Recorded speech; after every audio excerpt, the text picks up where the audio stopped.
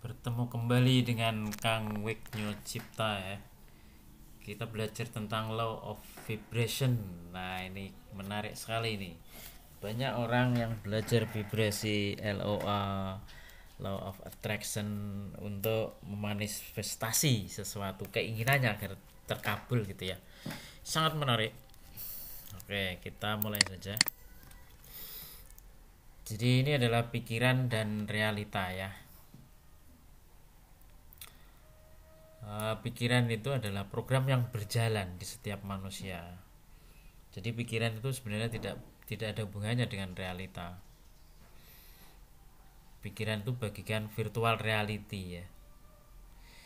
Nah, pikiran itu maunya senang, senang, senang, senang, bahagia terus gitu kan.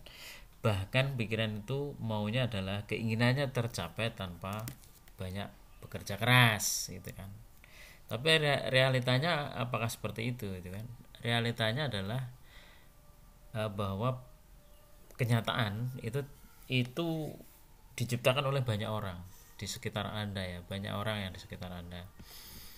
Dan keinginan tidak harus terpenuhi, itu realitanya. Bahkan kebanyakan realita itu adalah terdiri dari senang dan susah, senang dan susah. Bahkan kebanyakan susahnya.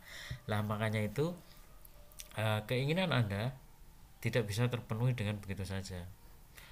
Maka Anda harus belajar tentang realita. Bagaimana caranya menyamakan dengan realita, dan Anda bergerak dari sana, dan Anda mematuhi itu hukum-hukum realita atau law of vibration itu ya.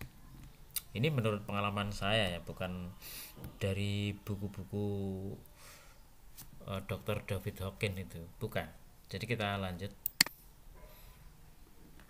Nah, pikiran manusia mengejar semua keinginannya itulah. Makanya itulah terciptalah teknik-teknik LOA atau Law of Attraction. Bahkan buku ini menjadi laris karena manusia selalu mengejar keinginannya, ingin keinginannya tercapai tanpa banyak usaha keras gitu kan. Akhirnya buku-buku seperti ini itu diburu banyak orang.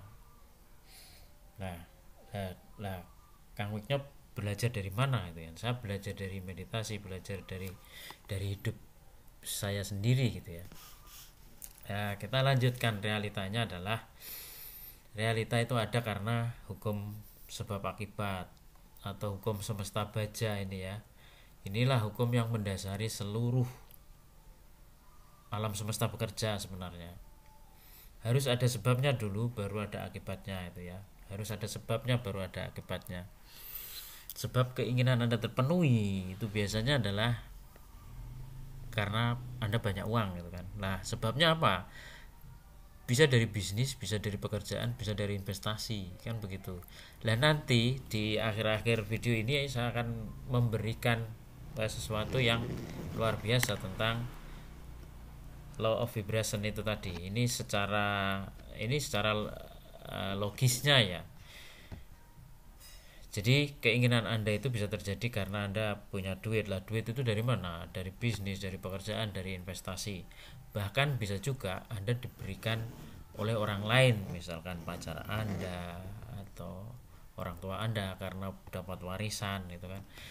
Bisa juga karena Anda membantu orang lain gitu kan, atau orang lain memberikan Anda hibah gitu kan, hibah dari luar negeri. Apakah Anda punya NGO, Anda punya LSM, Anda punya, bahkan Anda punya yayasan, Anda diberikan orang lain. Dari situ realitanya, dari situ. Nah, masih pikiran dan realita.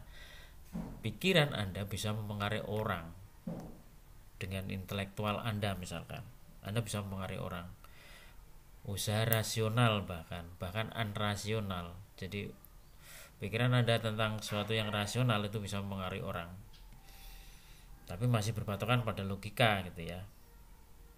Nah, pikiran yang yakin akan menggetarkan pihak lain. Jadi pikiran yang yakin itu akan mempengaruhi orang-orang yang tidak yakin.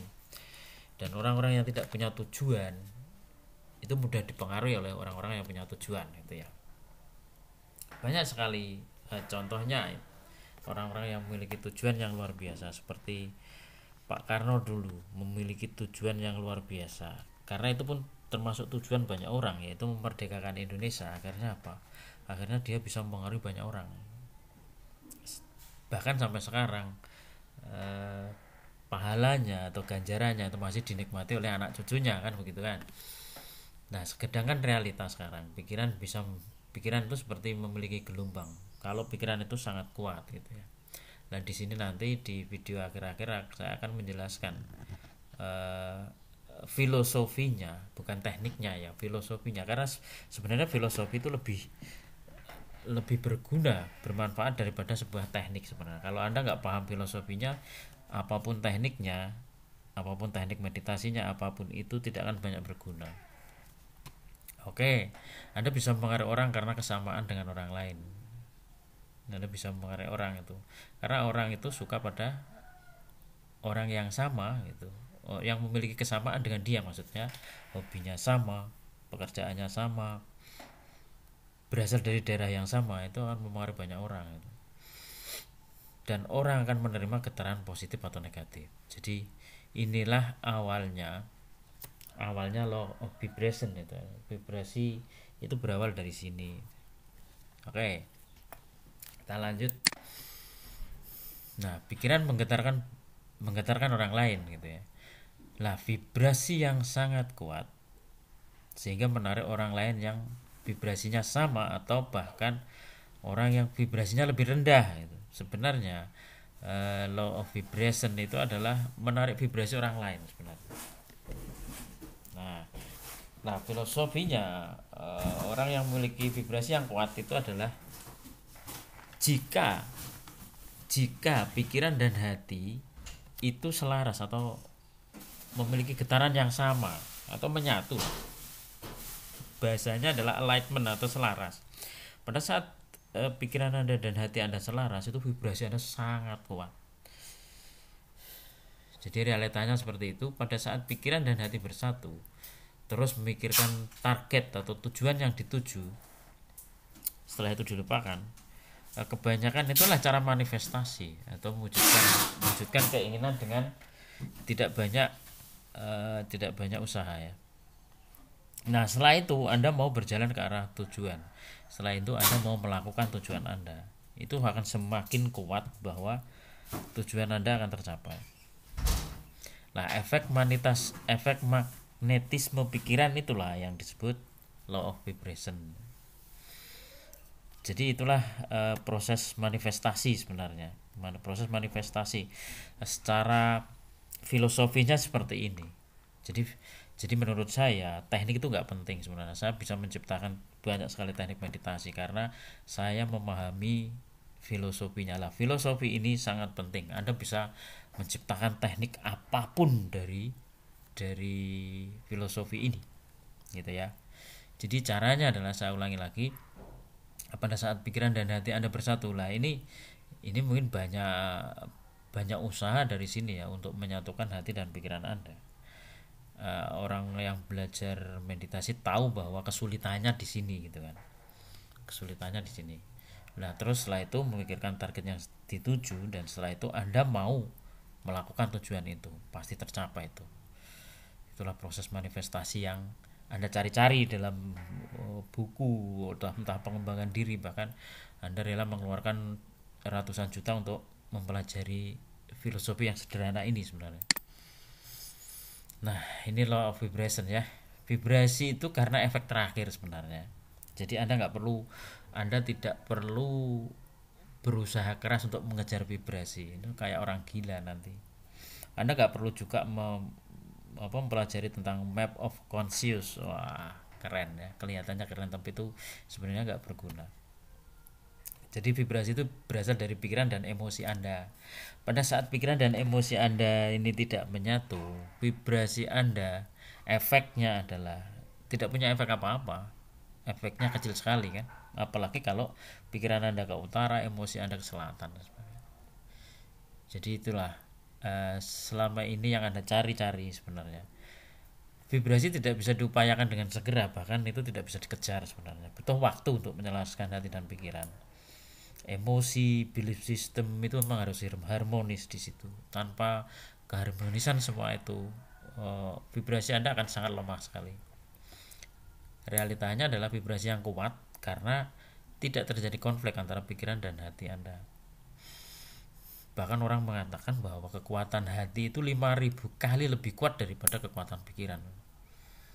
Luar biasanya di situ. Vibrasi Anda tinggi, itu akan menarik orang yang vibrasinya lebih rendah, itu jelas. Nah, disinilah kalau Anda belajar tentang magnetisme dan sebagainya, filosofinya seperti ini. Jadi vibrasi yang tinggi akan menarik orang yang vibrasinya lebih rendah. Jadi saya katakan rahasianya begini, orang-orang yang memiliki misi hidup yang bermanfaat kepada banyak orang akan memiliki vibrasi yang tinggi. Lah ini loh. Sebenarnya di sini kuncinya, bukan masalah Anda harus mempelajari map of conscious, itu nonsen, itu omong kosong sebenarnya. Jadi kuncinya di sini ya. Ini slide yang terakhir, vibration game atau vibrasi itu hanya game, itu hanya permainan sebenarnya.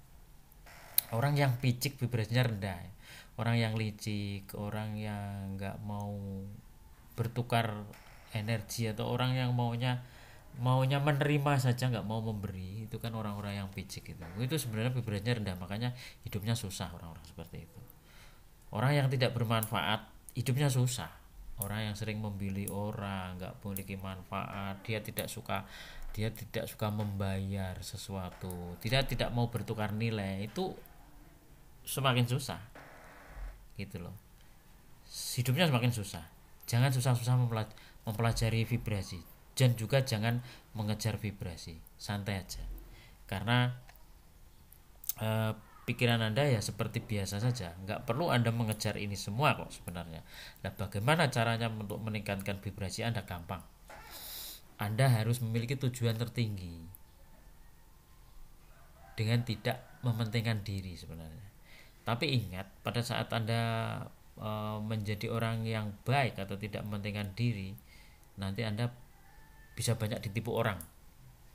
Tapi ingat itu ya, jadilah orang yang berkontribusi terhadap orang lain. Nah, ini vibrasi Anda akan tinggi nanti. Hidup ini agar Anda memberi banyak manfaat kepada orang lain. Nah, ini kuncinya di sini ya. Kuncinya di sini untuk membuat vibrasi Anda tertinggi. Setelah itu Anda bisa manifestasi itu dengan filosofi tadi. Dan di pelatihan saya, di pelatihan Linggayoni, itu tekniknya ada di sana itu ya.